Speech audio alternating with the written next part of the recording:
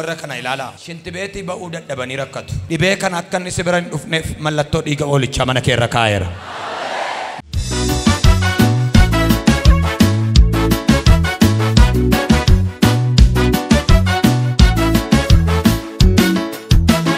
Miraakilii Waaqayyo dhukkubsatootas jiraniif nan waama.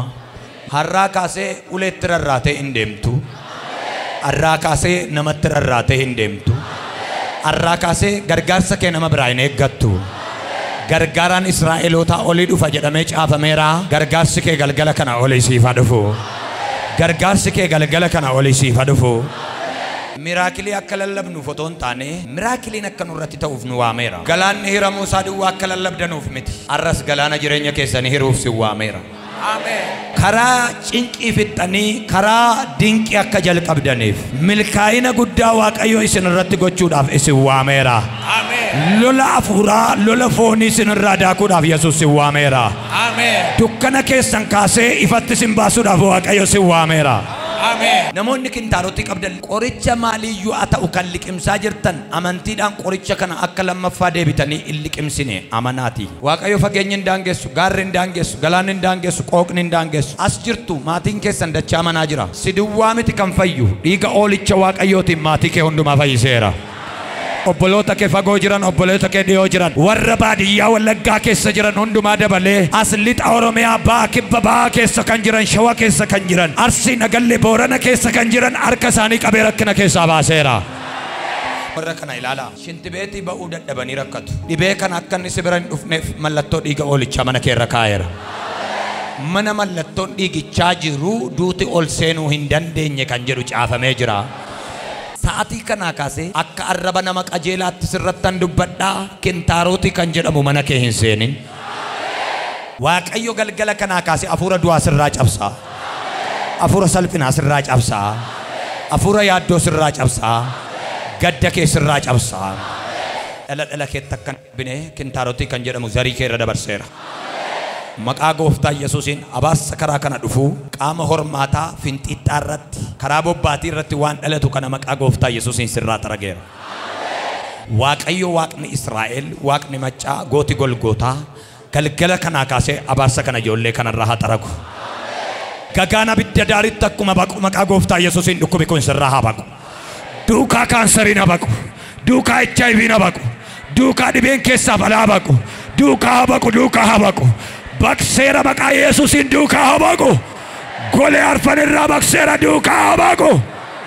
Kintaaroti gadi ba'ee kan keessatti biqile kan gadi ba'ee rakkisu kan dhiigu kan waraanu jabaa kan ta'e afur kan ta'e sadii kan ta'e lama kan ta'e kan waggaa 10 kan waggaa 5 maqaa Gooftaa Yesuusiin sirraa gogseera. Hiikamsa bara baraa akkasitti hin deebinetti sirraa xarageera maqaa Yesuusiin. Akkasitti hin deebinetti sirraa hubeera. Akkasitti hin deebinetti sirraa xarageera. Kana manuuf hunduu hin danda'ama sirraa xarageera. Kana manuuf hunduu hin danda'ama sirraa xarageera. Dhukkuba lakkuu baattee kan jirtu sirraa xarageera. You are free.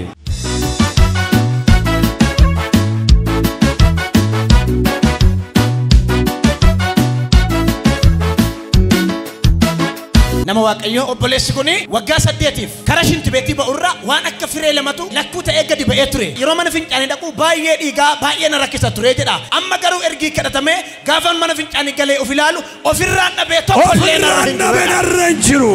Maqaa namicha Naazreetiinis ofirraa dhabee. Akkasuma obboleessi keenya kun waggaa 20 dhukkuba Kintaaroti kanaan rakkataa ture. Akkuma sanaa gadi ba'a kan saasee waggoota kana hundumaa baay'eetti dhiphataan ture. Na dhiigaa boqonnaa na dhowwee ture. Amma garuu erga namni Waaqayyo sagalee baasanii ofirraan dhabee deema. Ofirraan dhabee. Obboleessi kunis waggaa 4 dhukkuba Kintaaroti kanaan rakkataa ture. Mana fincaanii gaafa deemu gadi ba'a dafee hin deebi'u na dhiigaa na rakkisaa turedha.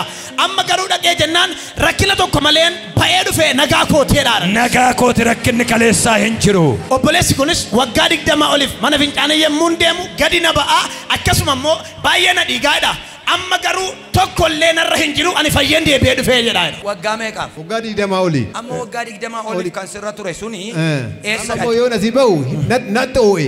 Eshi. Hin dhiigan se'e iyyuu. Eshi. Baay'ee natta oo'e yoo mana fincaanii deemu iyyuu hin jiru. Akka kaleessaan se'e natta oo'a qaamni koo bakka na dhiigaa jiran se'e gaafan ilaalu garuu maaloo hin jiru jedhimee maala.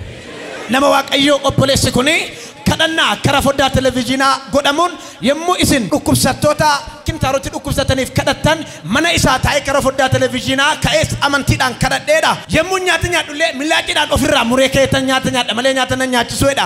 Amma garuu guutummaa guutuutti ergi gaafa sanaati ani fayyeera amma bilisa baheeraadha. Foddaa televiziyooniitiin kadhatte.